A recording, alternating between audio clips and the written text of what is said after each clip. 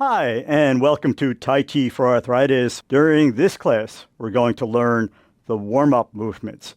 You can use these movements as a prelude to doing the form itself, and they're very good in and of themselves as a way to increase that synovial fluid production.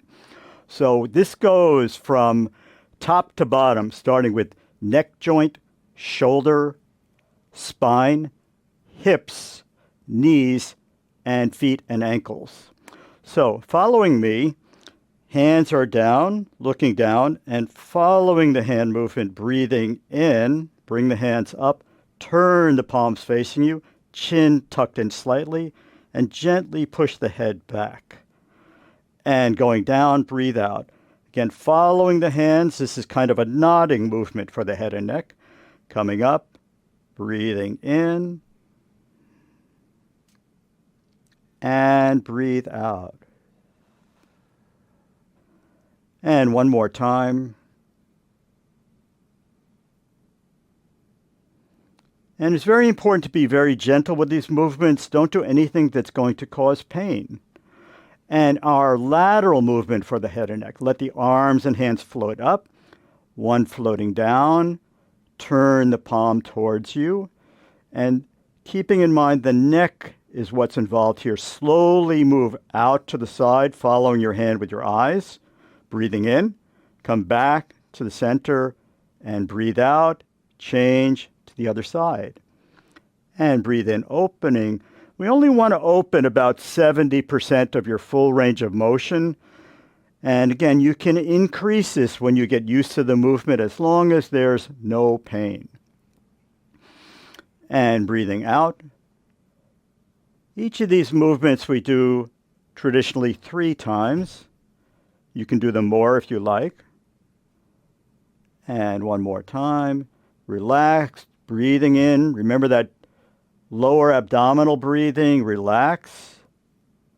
And one more. Breathe in. And breathe out. Going to the shoulders. So very relaxed. Rolling back. Again, we want lubrication, not irritation. Doing the opposite movement with the shoulders. Very gently breathing in and out. In and breathe out. And one more. In and breathe out. Segueing to the spine as if you were holding a ball. And we're going to separate the hands breathing in, and the top hand palm goes to the ceiling, bottom hand goes to the floor, and gently stretch the spine and come back, breathing out. Back to our ball shape, turn, and we'll do the other side. So we separate, breathe in, and coming back together, and breathe out. And again, turning the wheel, as is sometimes called. And breathe in.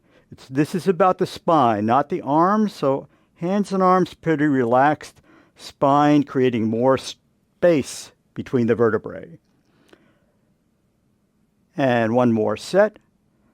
Breathing in, separating, pushing up and pushing down at the same time. And last one. Separating, breathing in. And breathing out. Now we have our sideways or our lateral movement. So we open the feet a little more. And this is sometimes called a horse stance. We're going to place one palm in front of us down and the other palm up, facing up. And again, we're holding our ball, keeping the knees stable. We're going to very gently twist to the side or rotate. Turn the ball, and come back the other way. Turn the ball again, and we can add some breathing in here. Breathe in, and breathe out. Again, you want to be very gentle with this. Arms are relaxed, shoulders relaxed. This is all about the spine. And back, and relax. In between each movement, take as much time as you like. So next, Moving on to the hips. This is a great exercise for multiple reasons. So number one, cognition. And I'm going to show you how not to do this movement. So the brain loves symmetry. So something like this. Hands and feet together, hands and feet together. We're not doing that. We're going opposite. This makes the brain think a little more. So this is sinking down and putting heel forward, hands back, and then toes back, hands forward. So a little of the detail here is you can do this very slowly by just putting the foot out a little bit and the hands back, not too much. And same thing here. When you get better at this, then you can increase your range of motion by going way out, again, without stressing, or back. And also the degree of speed that you do this. Slower will increase your balance. You're on one foot for longer.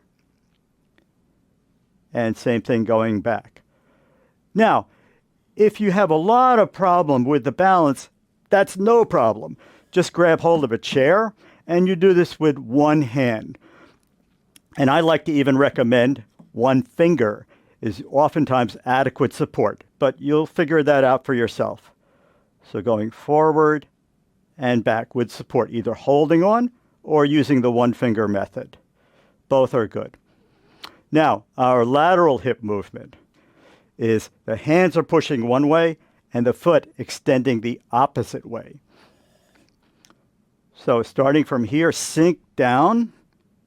I'm going to do this one at a time. Push the hands out, extend the toe to the opposite side.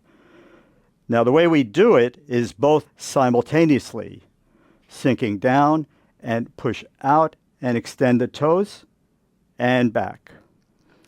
And here and back. And same thing, you can use a chair for support if you like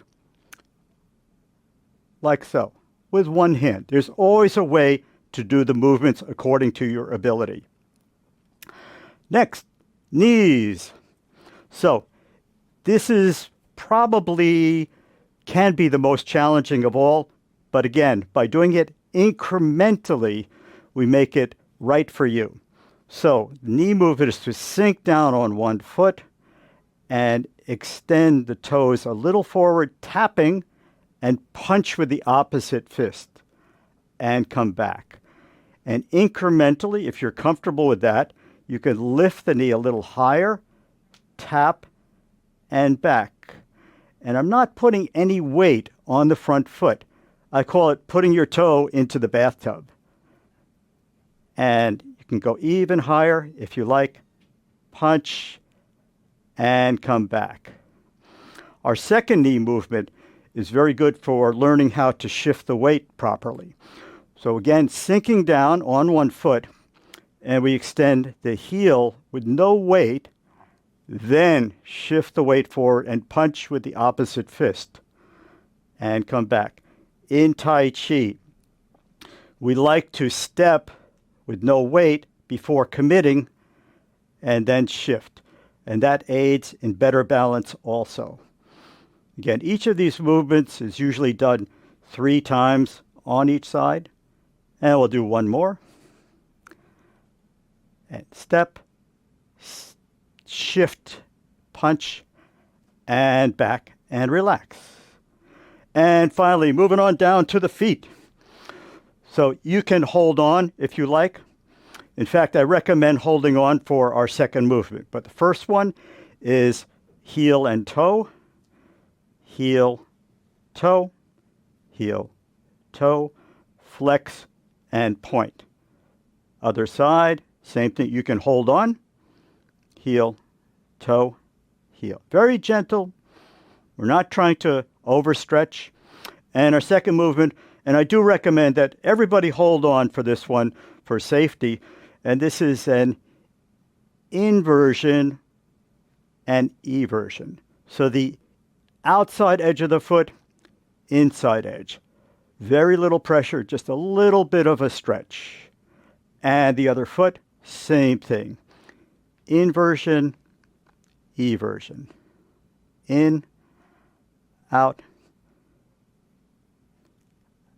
and back.